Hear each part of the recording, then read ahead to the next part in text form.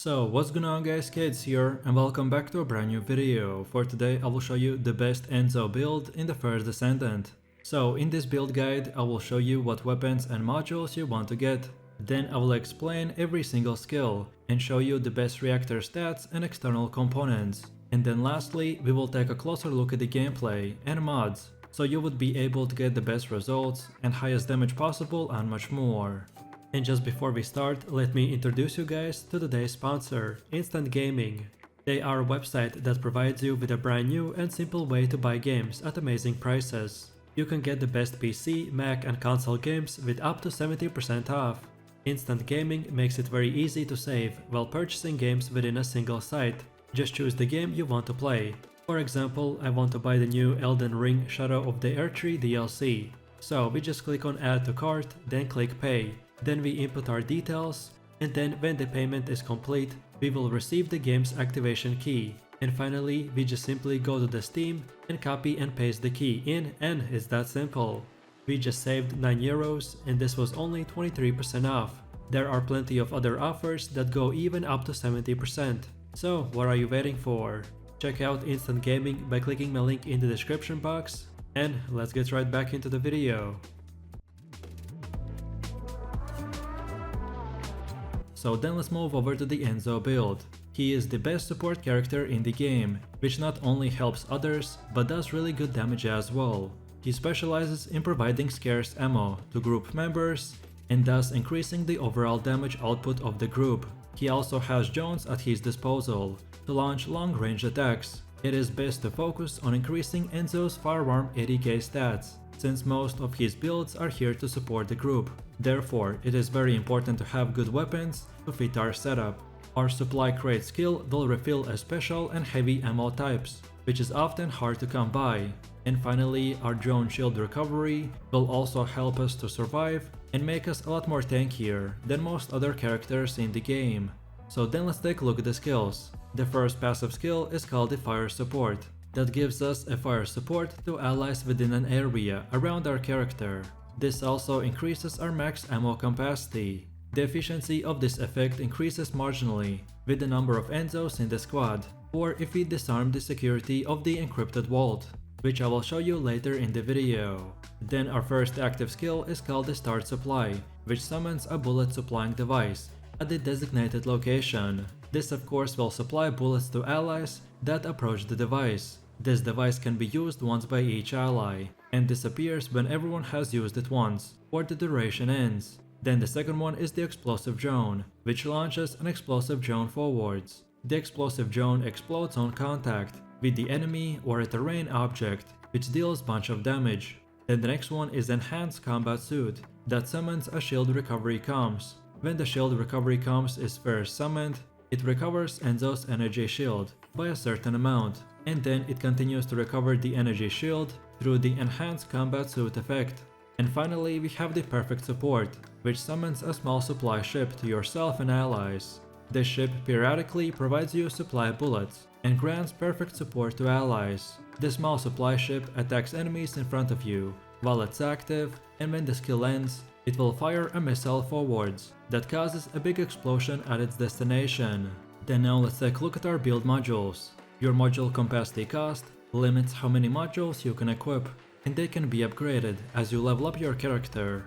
Different modules have different capacity costs, which generally depend on how powerful the module is. This is a balancing system to prevent players from only equipping the strongest modules and having a totally overpowered character. But it's important to know that when equipping modules on this character, make sure that as many ones as possible are in a slot with a matching icon. This will give you 50% discount on the module capacity cost. So here we have the best modules for your leveling build. You should be able to get this leveling setup by approximately level 25 to 30.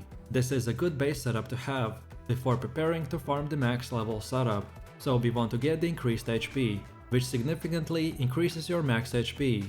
Then Non-Attribute Specialist, that boosts the power of your non-attribute skills. Then Increased Defense, that significantly increases your defenses. Then Short Sword, which changes your sub-attack to a short sword and improves your max module capacity. Then Skill Cost Optimize, that reduces your skill cooldowns and slightly reduces the skill cost.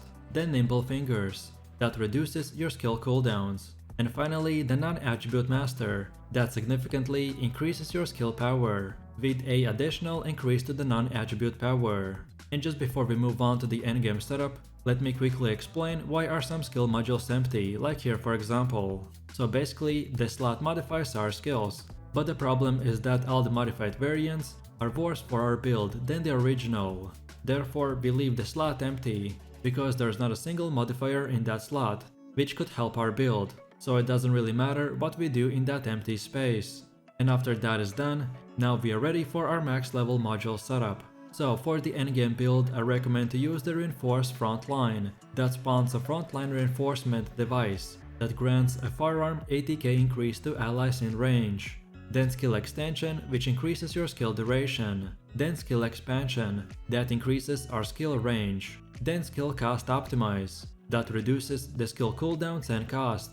Then range HP calculator, that increases the skill range and max HP. Then non-attribute master, that increases the skill power modifier and non-attribute power modifier. Then dual claw, that changes to a sub attack and increases max module capacity. Then HP concentration, that increases max HP and skill critical hit rate. Then nimble fingers, that reduces your skill cooldowns.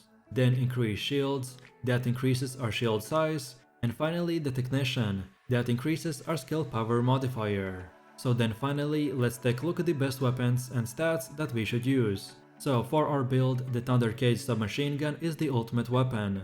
This firearm emits an electric shockwave that creates the appearance of thunder being directed at the enemy. When defeating an enemy, the defeated enemy has a set chance to discharge electricity shockwave that deals additional damage to the nearby enemies. This is a very high DPS weapon with a quick fire rate, which will help to boost our damage even higher. And then for our weapon mods, here are the best ones, like the Hawkeye, Reload Concentration, Rifling Reinforcement, Concentrate Support Ammo, Electric Conductor, Action and Reaction, Marksman, Weak Point Control, Weak Point Sight, and Fire Rate Up. Then second of all, the Nazestro's Devotion Hand Cannon is a great secondary weapon. It works especially well if you're good at aiming and are confident at hitting enemy weak points. Hitting an enemy's weak point with the Nazestro's Devotion reduces their defense by 30% for 3 seconds, indirectly buffing the damage of all of your attacks. And lastly, another great secondary weapon that can help to buff our damage if you hit the enemy weak points is the Afterglow Sword Sniper Rifle. By hitting an enemy's weak point, it will inflict death propagation, which will improve the weak point damage by 5% per stack. You can also get extra critical hit rate when hitting commanders and other elite enemies with this weapon.